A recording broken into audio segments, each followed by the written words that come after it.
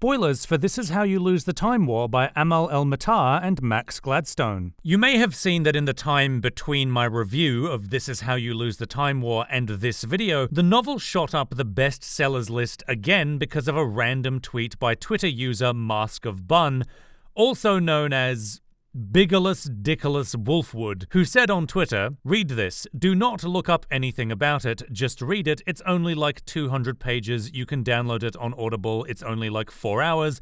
Do it right now. I'm very extremely serious." Love the enthusiasm, although, speaking as a reviewer with a moderate amount of experience by now, I would never tell anyone to read, watch, or play something totally and completely blind, let alone this book. From what I've seen online, This Is How You Lose the Time War appears to be extremely divisive, with a lot of people loving it and a lot of people hating it, which is one of the reasons I thought it could be good for a book club. In fact, shortly after I posted the video recommending this book, I received 2 comments within an hour of each other from one person who said they loved it a lot and another person who said it reads like a 14-year-old's bad fanfiction. I personally wouldn't be that harsh to the novel, but its writing style does seem to read as pretentious to certain people. This is why I wouldn't do what Mask of Buns did and tell people to go in blind, especially considering that from the title, it's very easy to assume that it's primarily a sci-fi novel, but when you read it, it's more of a romance novel draped in sci-fi aesthetics. I firmly believe that beyond the material qualities of the fiction, attitude and expectations can influence how much people enjoy art and entertainment, which is supported by this comment from Quinn Roberts. "Thanks for warning not to take this book too seriously. It's a very cute romance, but I definitely needed to turn my brain off for most of it. The high concept is amazing, spy versus spy, but a love story." I've never liked the phrase "turn your brain off," although I do think that its popularity does strongly suggest that controlling your own expectations does have a significant effect on enjoyment of certain entertainment. I think this novel's biggest bane is that so many things about it can easily set incorrect expectations. The title and premise obviously invite people to judge it as a sci-fi story, and the fact that it has a low-key sapphic romance in it and exists in a media landscape where if you want sapphic romances, you have to go out of your way to look for them, leads fans of the novels to recommend it as a sapphic romance as well, which might be a bad way of recommending the novel. There's a video by Sapphic Underground who very much didn't enjoy this novel, and it's a great showcase for a minor bit of pushback this novel received after its first round of being hyped upon initial release, so way before Mask of Buns tweeted about it. Sapphic Underground, as well as many other people, first read the novel because it was recommended to them as a sapphic romance, and then found that they were disappointed with the romance because it didn't read as though it was between 2 women, it read as though it was between 2 totally alien and amoral creatures who just happened to have she/her pronouns. Now, my first instinct is to respond that of course Red and Blue don't read like normal humans. They are time-traveling super agents from far-flung transhumanist futures and appear to have lived multiple lives in multiple periods of history, disguised as both men and women. So,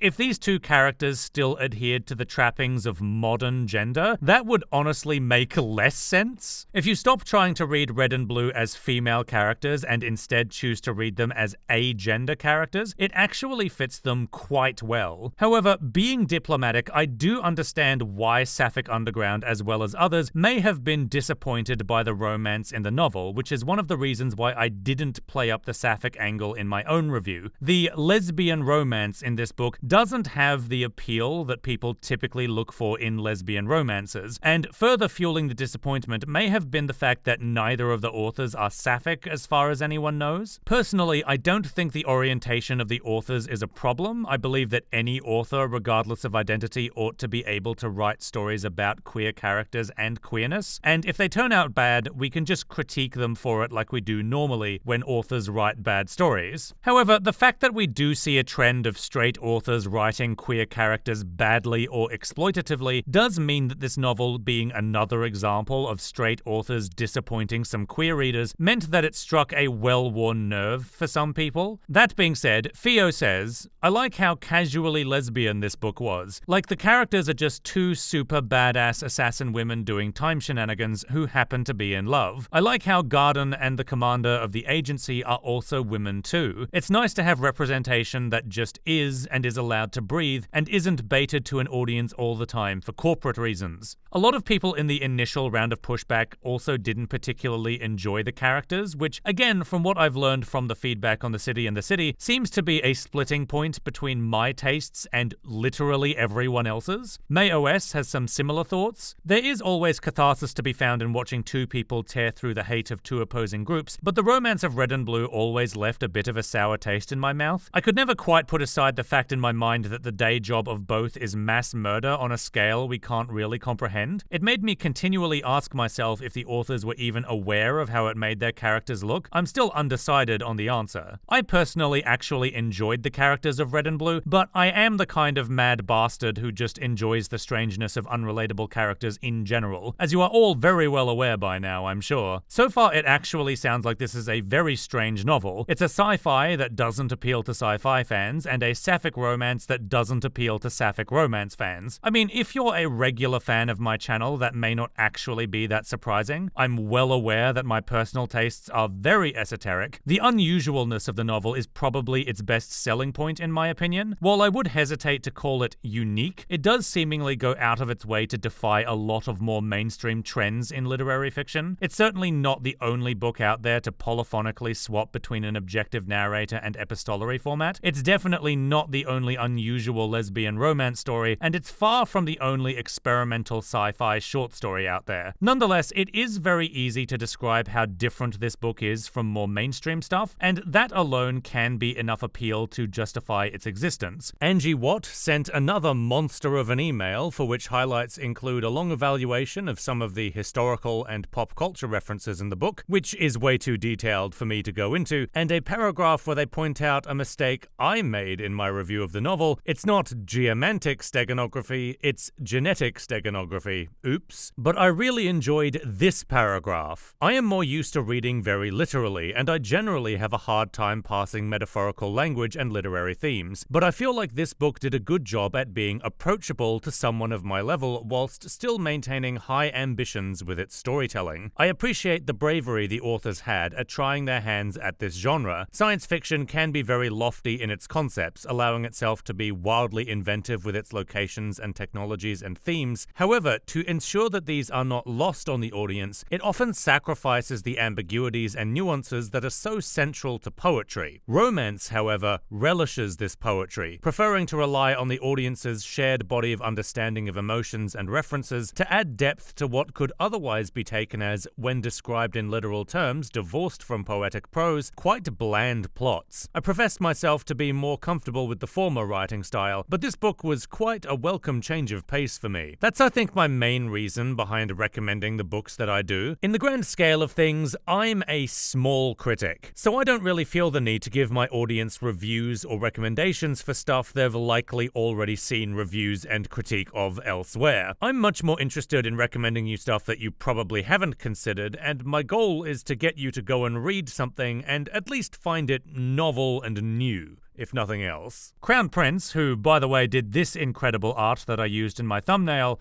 wrote, "Unexpectedly fast and fun read. Knowing there are two authors, I wondered whether the book was created exactly how it presents, surprise letters written back and forth. Turns out that's how they handled it, one person for each character. If I chose an area to critique, it would be characterization. The letters feel like they all have the same narrative voice, kind of surprising considering how the novel was written. You'd think Blue's letters would obviously be blue and Red's red, but somehow they mostly sound like the same person. Maybe a closer read would change my mind, but I feel if I have to dissect prose to pick out which character is talking, it's already too late." Yeah, I kinda get what you're saying. Red and Blue didn't sound exactly the same to me, however the prose style of their letters is still extremely similar, especially when compared to most polyphonic novels. Obviously, I'm going to bring up Flames by Robbie Arnott as one of the best polyphonic novels that I've read, but I'm also currently rereading War of the End of the World by Mario Vargas Llosa for a different book club, and one of the things that immediately stuck out to me is just how different the prose style styles are when the narration is following different perspectives. Even in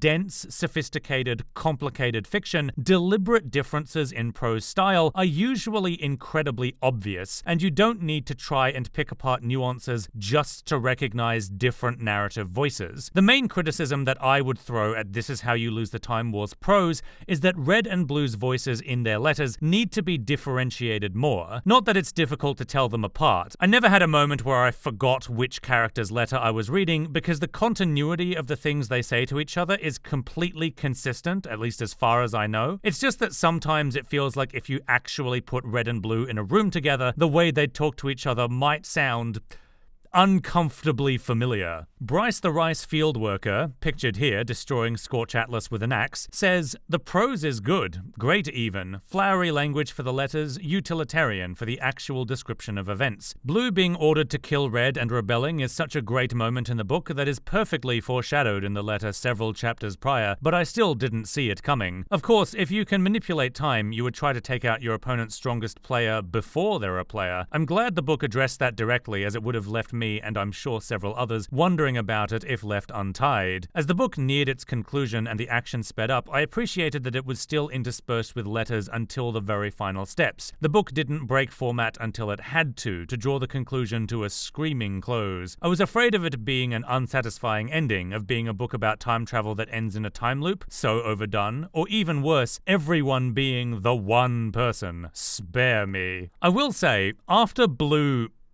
died and Red started formulating her plan, I did think that the twist was going to be that Blue was the future version of Red all along. I personally wouldn't have thought that was a bad twist by itself, although I did find myself in the lead up to the climax wondering if that was the case, what the whole point of it was? Was it just Red teaching herself how to have an appreciation for life and the world before she died? And if it had turned out to be that, I definitely would have been disappointed, but I was still interested in seeing if it could genuinely do something clever with the "I'm you from the future" twist. Obviously, it turned out that wasn't the twist, but still. I found it quite interesting how split people are on the prose. Some people find it pretentious while others find it lyrical and pleasing. I think it can depend a lot on what your experience as a reader largely is. I'm someone who deliberately seeks out books with good prose, and prose is something that I pay a lot of attention to while reading, so I was able to recognize quite fast that the novel was attempting to be lyrical and pleasing rather than trying to convince you it was smarter than it actually was. However, I do acknowledge that the prose does resemble a lot of novels that are overly pretentious and desperately trying to convince you they're smarter and more meaningful than they actually are. Fire, passion, heat, etc. A rather strange phenomenon that happened on the first round of hype for this novel is that a lot of readers, even people who enjoyed the novel, said it made them feel stupid and like they didn't properly understand what the novel was trying to say. I felt like this book was intellectually bullying me. I felt like I had one brain cell, half a brain cell, whilst reading this. As a relatively experienced reader, I can tell you that you're not stupid, and the reason you didn't get the novel's deeper meaning is because the novel doesn't have a deeper meaning. It's written purely for the pleasure of playful prose, and the story is a very straightforward romance plot that internet fandom refers to as enemies to lovers, which is a term I hate, but whatever. The reason why some people got the impression that the book was trying to be smarter than thou, I actually think has less to do with the novel's prose being pretentious, and more to do with how people have been trained to think about complicated prose. An extremely common complaint that I hear from a lot of people is that they used to enjoy reading, but that English class in high school kinda ruined it for them by forcing them to read complicated prose and then trying to divine meaning out of it. Which may have inadvertently trained a lot of people to think that the purpose of complicated prose is to contain deeper meaning that must be teased out of a novel through intellectual analysis. I myself used to think like this, which you can probably pick up on just from how I talk in my older videos. However, over the years I've changed to a far more pleasure-focused view of literature. At the end of the day, even the most sophisticated artsy novels are just entertainment, and so these days I advocate that people read books primarily entirely for pleasure, and only try to divine deeper meaning out of them if that's something they want to do. And This Is How You Lose the Time War is a fantastic book to do that with, because while the prose is complicated and lyrical, the plot, the characters, and the appeal of both are all incredibly straightforward. There's a phrase that gets thrown around a lot that I'm ambivalent on, which is style over substance. On the one hand, I do agree that there is definitely art and entertainment out there that uses its presentation as a crutch, that it doesn't have much else to offer beyond incredibly surface level enjoyment. But on the other hand, as I've gotten older, I've learned to appreciate style as its own appeal. I'm not going to pretend that just because I enjoy something, that necessarily means it's got incredible artistic depth to it. The entire reason I started this series in the first place was because it allows me to talk about books that I enjoy, but that I don't think I can justify a full-on video essay analyzing something about them. I can absolutely see why, if you don't enjoy the prose in this novel and you're wanting some more meat on the characters or the plot, that you might call this novel style over substance, but I think in some cases you could justifiably call certain things style as substance, which is how I would describe the prose in this novel. It's fun to read, and it's generally enjoyable, but it's absolutely not the kind of thing that literature academics will be picking apart for decades. You might consider that a mark against the novel. However, style as the main appeal of fiction is very common in smaller, less time-consuming fictions, which have more opportunity to be a little experimental. Speaking of prose, I promised you all a close reading, and here it is. Red concocts an ending. The work takes longer than she thought. She never labored so upon a letter. Day by day, she sleeps in the white room and wakes to whiteness and showers alone. Then the experts arrive to help her brew the poison. The experts rarely speak, and never with her. They wear decontamination suits with faceplates in the lab, while Red goes barefoot. They arrive in the morning and leave at night. Red stays. She peers behind the faceplates while the experts work, and whenever she can see them, they are beautiful and composed, like a house where no one lives, but which a staff cleans daily. She does not think they always looked so calm. Commandant has hallowed them for this purpose. Red's message must be subject to minimal interference and oversight, lest the poison reek of committee and warn their prey. That's what the Commandant has said. Red does not know whether she should believe. She never weeps. She does not curse the empty walls of her empty lab, even after the experts have gone home. She does not want to risk Commandant listening. She sleeps and dreams of letters. So this passage comes after Red and Blue's correspondence has been detected by the agency, who task Red with lacing her next letter to Blue with poison to kill her. If you remember, the letters are all encoded into things, and Red and Blue have to decipher them with specific methods: burning paper, boiling water, rings of tree stumps, and so on. Earlier in the story, Red received a series of letters from Blue encoded in seeds that she had to eat to receive the message. So the idea that the letters have to be consumed has already been established, and that Red and Blue already trust each other enough to consume each other's letters. Red concocts an ending follows a motif of the novel. Many of the chapters begin with short, single-sentence paragraphs. Some are longer than others, but this one is quite short and blunt. Concocts is a great word to use here, as it ties into the idea of concocting a poison. However, concocting is also something that you do with plans, and Red plans on warning Blue about the poison and therefore compromising herself. An ending can refer to assassinating Blue, as Red is helping to create the medium which will deliver the poison, thus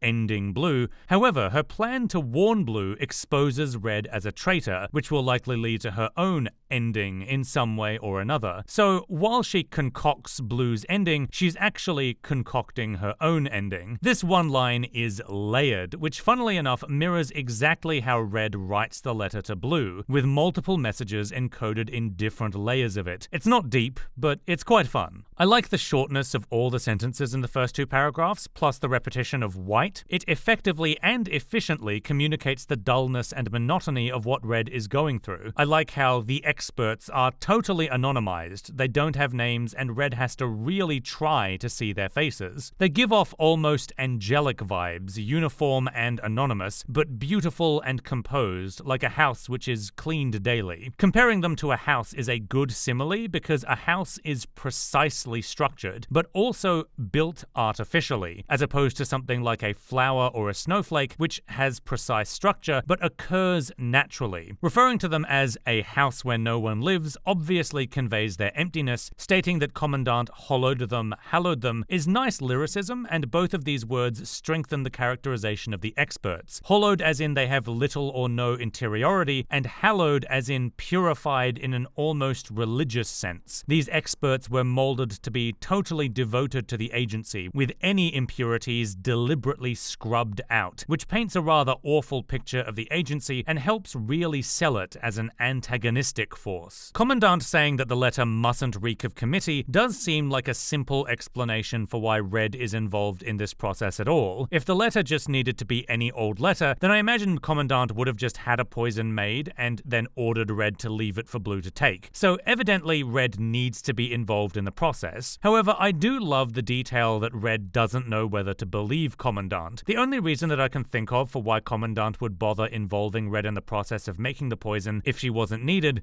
would be as an elaborate test of loyalty, and it does add a little bit of characterization to Commandant that Red would think of this as something Commandant would do. It also doesn't need to be explained that this is precisely what Red is thinking. Simply telling the reader that Red doesn't know whether to believe is enough to leave it up to our logical deduction as to what Commandant's intentions would have to be if she was lying. This paragraph is brilliant. Telling us she never weeps is actually, I think, the most concise way that it's possible to communicate that a character is holding back tears in prose. So many other books would instead go for an extended description, telling the reader of the feelings that are welling up, the pits in stomachs, the desire to cry, and the willpower used to keep a brave face. But in this instance, Red is already characterized as a stoic professional. We know that she can control her emotional expression, even as she's still an emotionally complex character. We know that she's going through a terrible experience. If Red was completely emotionless, telling us she never weeps would be totally redundant, because we'd already know she never weeps. The only reason to tell the reader that she's never weeping is if that's something that she wants to do but is choosing not to. Along similar lines, she does not curse the empty walls of her empty lab even after the experts have gone home. Brilliant, and I love the repetition of empty and the contrast of empty lab and home. Notably, there's a few does nots in this passage that are not contracted into doesn'ts, and I think in this case having the not uncontracted emphasizes that there's a lot that Red is choosing not to do, rather than simply doing those things because she wouldn't do them anyway. In the case of she does not know whether she should believe, remember that Red's initial position in this novel is that she was totally on the side of the agency and was fighting to make sure they won the Time War, and now she's in a position where she's doubting her loyalty and acting against the agency's interests, which I imagine isn't as smooth of a psychological transition as is normally depicted. Red is probably very used to just trusting Commandant completely, but now she has to deceive her and she's wondering if her trust is well placed. So the uncontracted knot could emphasize that Red is actively choosing to keep her doubts about Commandant. She sleeps and dreams of letters is a great round-off to this passage, which begins with Red waking up, re-emphasizing the monotony of the days she's spending making this letter, and telling us that she dreams of letters again could have a double meaning. For example, when I used to work on an apple farm, I spent so much of my day looking at apples that I dreamt of apples at night. So this can be the monotonous work writing this letter over days and days getting to Red's dreams in a similar way, but the fact that she dreams of letters rather than just the one letter she's working on is a short and sweet reminder of how important her correspondence with Blue has been to her. This entire section totals 195 words, but it's able to construct a scene so well that I honestly think this bit in particular should be taught in writing classes. A lot of other authors would have taken way longer, using way more words to paint a similar scene to this one, and not been able to build the vibes of this one as effectively. It's a fabulous example of how concise, sophisticated prose can be used to simply paint a scene efficiently and effectively, even in a straightforward enemies to lovers sapphic romance dressed up as a time-traveling sci-fi adventure. If you're an aspiring writer, This Is How You Lose the Time War might not be one of your favorite novels, but it's absolutely a worthwhile source of inspiration if you want to experiment with your prose. I apologize for this video taking so long. When I initially launched this series, I seriously underestimated just how busy I would be this year. That's why I ended up putting a pause on reviews, have been taking my time with the book club follow-ups and didn't switch my Patreon to per month like I initially planned on doing. Don't worry though, I will still be releasing videos featuring all your feedback on Proud Pink Sky and Winter Without End. However, instead of doing it monthly, those two videos will simply be done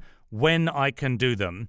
Expect them both later this year. Something that I have learned from this series so far is that there is benefit to forward announcing the books that I feature on this channel, and that my viewers are fine with me covering books in multiple videos to different depths. So in the future, what I'm thinking of doing is, if there's a book or several books that I'm looking to feature on a future video essay, I'll also release a short review or set of reviews in the months leading up to the release of the essay, so people who want to can read the novels ahead of time if they wish to. In the meantime, I've also been working on my next big video, and it's actually about something other than a book. I'm not going to be pivoting the channel as a whole away from books, but people have been asking me about stuff other than books I would talk about for years, and I finally found something that interests me enough to make a video on it that I feel hasn't already been covered thoroughly by someone else. I hope that you're looking forward to that, and thanks for watching.